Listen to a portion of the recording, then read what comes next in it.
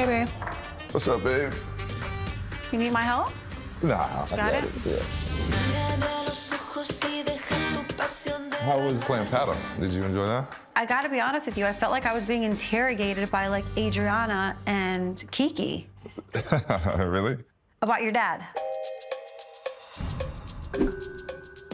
I don't want to talk about your dad. I'd rather you talk about, your relationship with your dad and the things he said rather than it coming from me. Maybe at some point he'll clarify what he meant, but I wouldn't bet on that. 100% I understand why Larsa would have been upset. I was like, what the hell? I think Larsa was a little mortified. And we're back with another episode of Separation Anxiety. I'm your host, Marcus Jordan. And I'm Larsa Pippen. And I feel like we got a lot to discuss today, babe. Obviously, the topic of discussion that everybody wants to hear is the article that came out last week with my dad, essentially commenting on our relationship. And so, I kind of feel like I want you to address this, because it's not something I want to address and be taken out of context. Well, okay, let's talk about what the situation is. Obviously, my dad was in Paris. He gets asked the question, does he approve of our relationship or something? Yeah. And at first he laughed, and then the reporter, I guess, asked him again, and he let out an emphatic no. For me, obviously we knew ahead of time because he texted and called me and wanted to make sure that I didn't take anything the wrong way. But I do feel like when the headline dropped, I felt like you were a little nervous. And simultaneously, I'm dying laughing, when I read the headline. Funny. It was hilarious to me just because I know. It was funny. There's nothing funny about it. I was kind of embarrassed. People started to think that online they were saying that I was lying. If there was ever any true red flags or cause for pause, I would have heard about it by now, and I haven't. Have you two hung out with Marcus's dad since being a couple?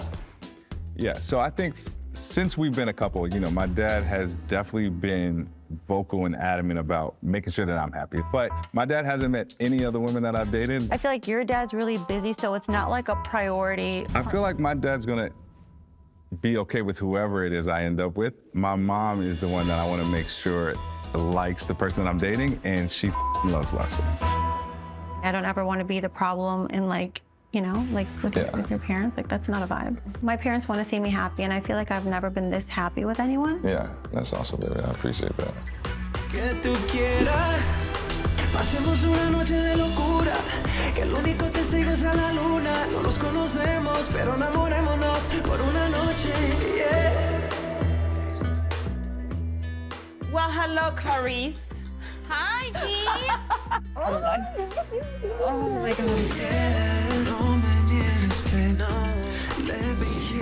I was just in my closet. I was trying to figure out what to wear to this Havana night theme. Let me see. Oh my God, I gained 10 pounds, from being literally in bed. 7 full days in bed. In bed. The trip to Mexico was supposed to be the final hooray to me getting my chemo, and it ended up being like the Nightmare on Elm Street. Petty little thing, that's you. Oh, whatever. Somebody needs to help. Yeah, she's throwing up for real. Get an ID. We're good. That was not what I call a good time. What about you and IVF? So we looked it up, 4 months since I took out my IUD, which the doctor said it could take 3 to 6 months for it to get back to normal. Yeah. And this is the first month since we took out the IUD that my hormones are doing what it's supposed to be doing. Okay, all right. So I feel like this is probably the first month where we might be actually trying. Work.